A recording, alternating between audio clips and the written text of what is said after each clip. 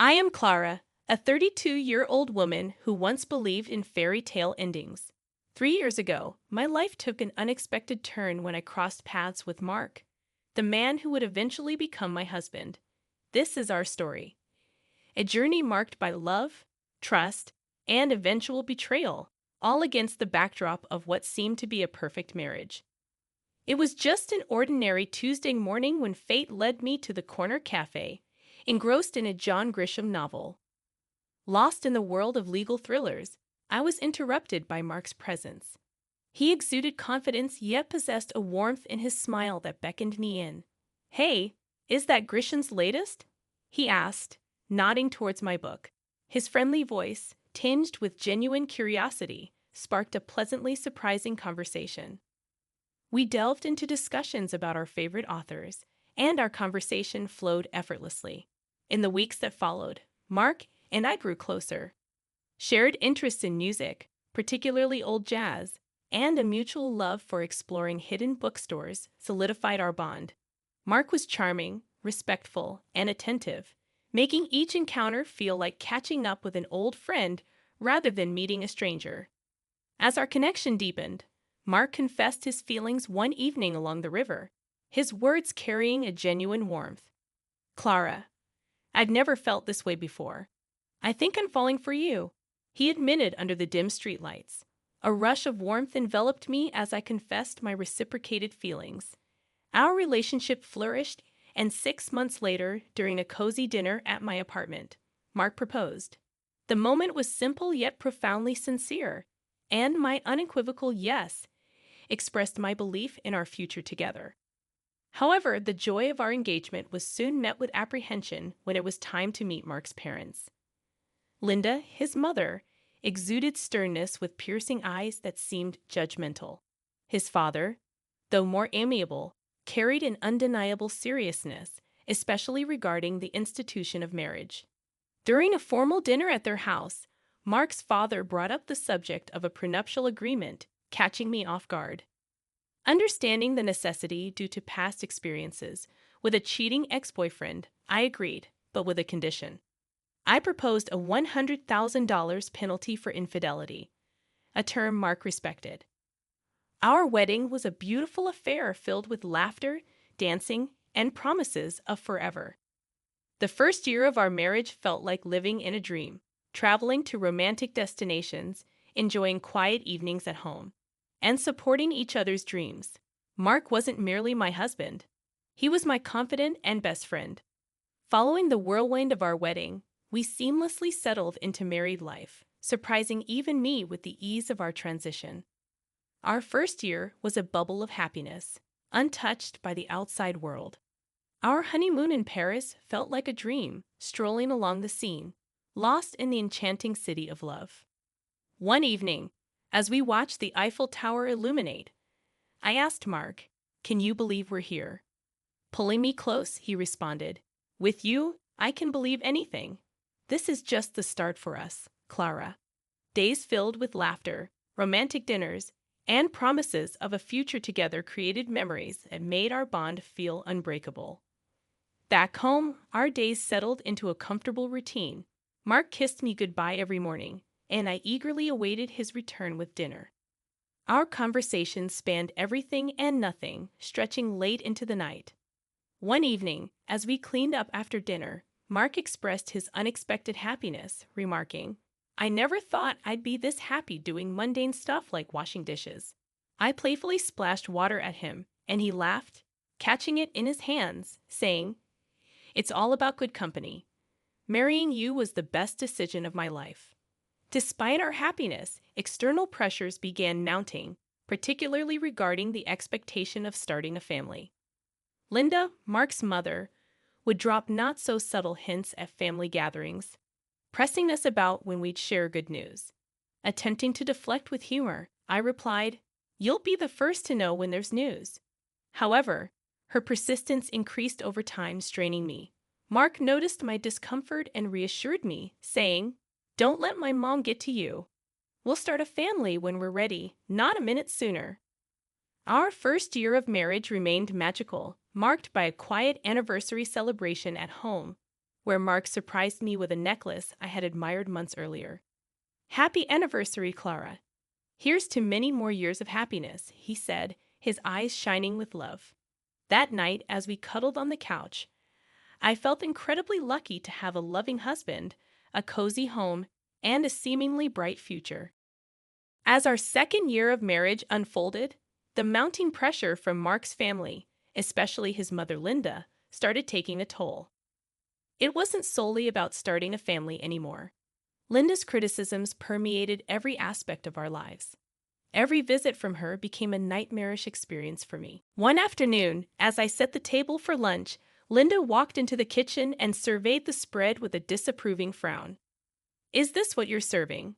A bit simple, don't you think?" Her tone dripped with disdain, and I clenched my jaw, attempting to maintain composure. "I thought we'd enjoy something light today," I replied, but she just sniffed, muttering under her breath about proper meals and good housekeeping. Linda's critical comments extended beyond my cooking. She found fault in everything, from the house decor to how I spent my free time. One evening, while Mark and I were relaxing in the living room, Linda offered her unsolicited opinion. "You know, Clara, if Mark gave me the money he spends on you, I could hire a proper cleaner and a cook." Mark looked uncomfortable but remained silent, which felt like a betrayal. Despite my seething frustration, I managed to respond, "Well, Linda, I'm doing my best here." The most hurtful part was when Mark's attitude began to change, echoing his mother's criticisms in a more subtle manner. After one of Linda's visits, he casually mentioned, "Mom might have a point about the house. Maybe we should consider getting some help." I felt a pang of hurt and frustration, asking, "So you think I can't handle it either?" He backpedaled, but the damage was done. The constant criticisms and Mark's growing detachment strained our marriage. Arguments over trivial matters became frequent, and our once easy conversations turned into tense exchanges. After a particularly heated argument, I found myself wondering aloud, "What happened to us, Mark? We used to be on the same team." Mark ran a hand through his hair, looking frustrated. "I don't know, Clara. Everything just feels so complicated now." That night, I went to bed feeling lonely and misunderstood. Linda's insidious comments had invaded not only my home but also my marriage. I began to question if the love Mark and I shared was strong enough to withstand this constant barrage of negativity. As the third year of our marriage unfolded, a sense of unease settled in my heart. The once bright flame of our love seemed to flicker under the shadow of doubt and mistrust.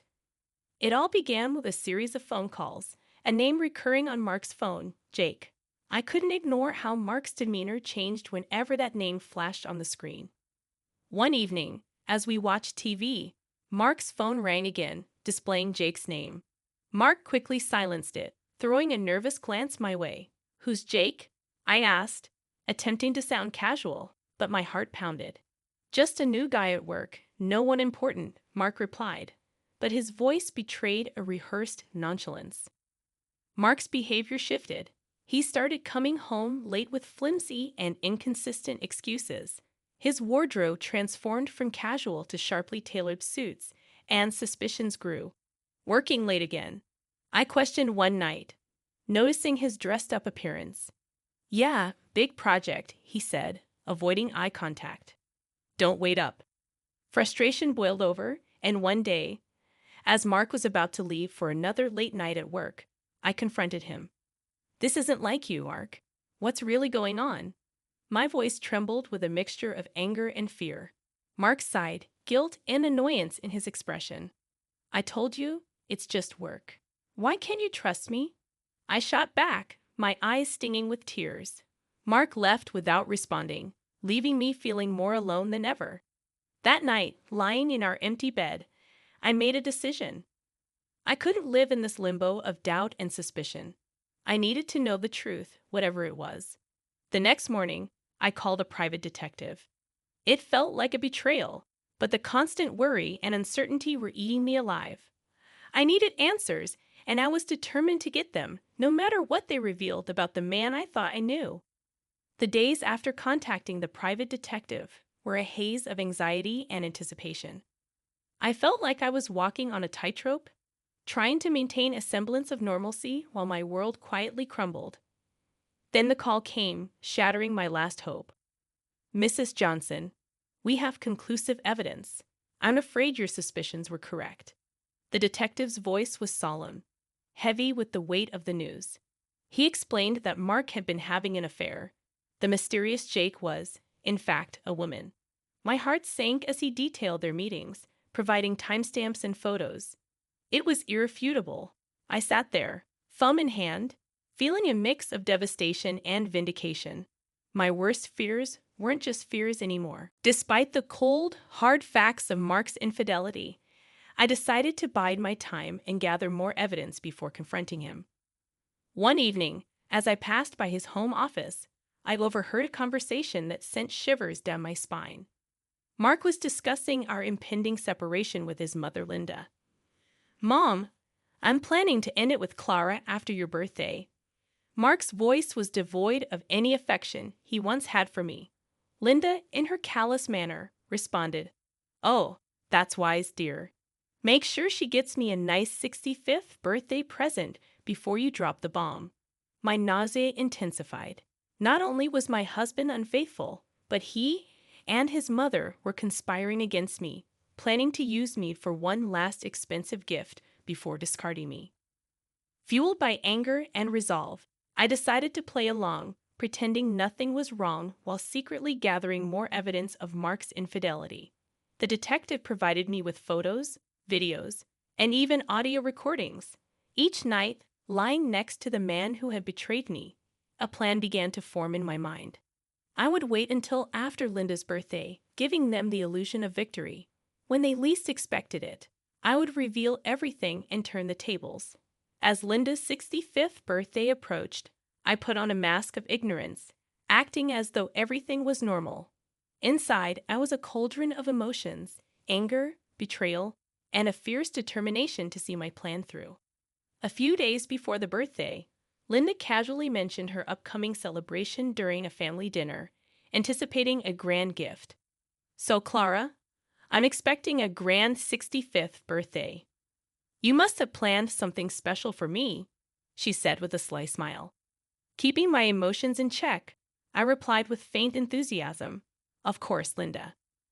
I've arranged a dinner at the city's most luxurious restaurant. It'll be a night to remember." Her eyes lit up with glee, unaware of the trap I was setting. "How wonderful! I can't wait. Just a small family gathering, right?" she inquired. "Yes, very intimate and exclusive. Just for close family," I confirmed, my words laced with hidden irony. Later that night, Mark approached me with a hint of suspicion in his voice. "That's quite a generous plan for Mom's birthday. Are you sure about this?" I looked at him, maintaining my composure, and replied, "Absolutely. It's a significant birthday, and I want to do something special for her." Mark seemed appeased, unaware of the storm brewing beneath the surface. But I could tell he was puzzled by my willingness to indulge his mother. As the day of the dinner drew near, I took care of the final arrangements, confirming the booking in Linda's name, rechecking the guest list, and ensuring everything was set for the grand evening. I played the dutiful wife and daughter-in-law, but beneath the facade, I was ready to expose the betrayal and deceit that had been festering in our marriage. The night before the dinner, lying in bed, I felt a twisted sense of satisfaction. I was hours away from turning the tables on Mark and Linda. They thought they were using me for one last benefit before discarding me. Little did they know I was the one controlling the game now. The evening of Linda's 65th birthday unfolded in a luxurious restaurant, every detail meticulously planned to reflect the grandeur of the occasion. As Linda reveled in the opulence, I played the part of the gracious daughter-in-law, masking my inner turmoil with a practiced smile. As the dinner drew to a close, the waiter presented the bill. $4,500. I reached for my card with a steady hand, my heart pounding in my chest. After swiping the card, I glanced around the table, seeing Linda's satisfied smirk and Mark's uneasy expression. "Thank you for such a wonderful evening, Clara. This is truly generous," Linda said, her voice dripping with insincerity. It was then that Mark leaned in, his voice laced with mockery. "By the way, Clara, I want a divorce." The words hit me like a physical blow, but I refused to let them see my pain. Seizing the moment, Linda chimed in sharply. "Well, then I guess you should leave. This is a family gathering after all." Without a word, I stood up and left the restaurant. With my dignity intact, despite the turmoil inside, I walked away. Pulling out my phone, I swiftly canceled the payment and blocked the shared account, ensuring Mark couldn't cover the cost either. Back at home, I packed my belongings quickly, the finality of my actions setting in. I was leaving this chapter of my life behind, stepping into an uncertain but hopeful future. Soon, my phone erupted with calls. I answered, and Linda's voice, shrill with rage and panic, filled my ears. The payment didn't go through. The restaurant staff called the police. "What have you done?" Her words were a cacophony of anger and disbelief, but I remained silent, letting her tirade wash over me. This was their doing, their betrayal and manipulation coming back to haunt them.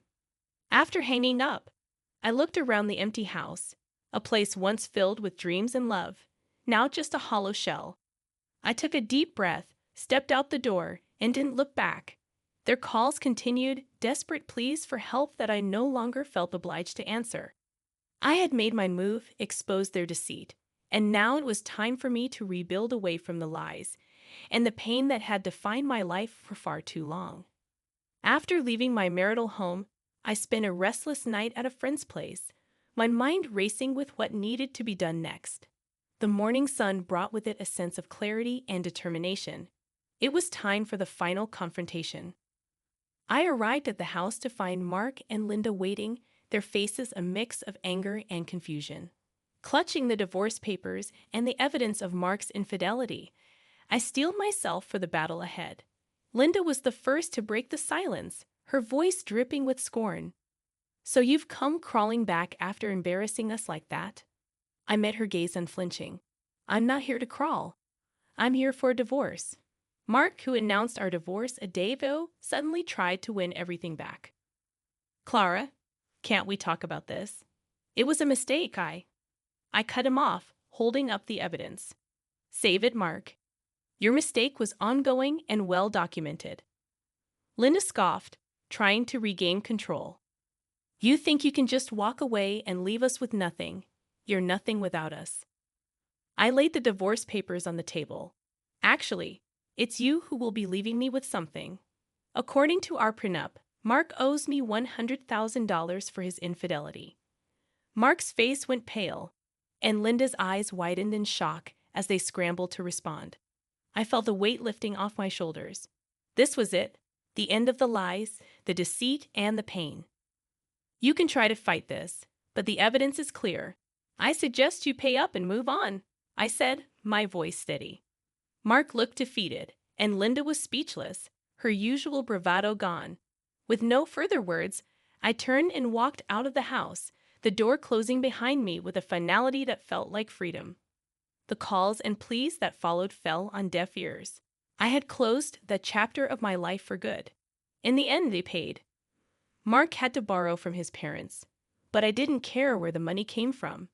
It was a small compensation for the betrayal, but more importantly, it was closure. As I sat in the lawyer's office, signing the last of the papers, I felt a sense of peace. The journey had been painful, full of betrayal and heartache, but I had come out stronger, more resilient. I walked out into the sunlight, a free woman, ready to start anew. The future was uncertain, but it was mine to shape. After all the darkness, I finally felt like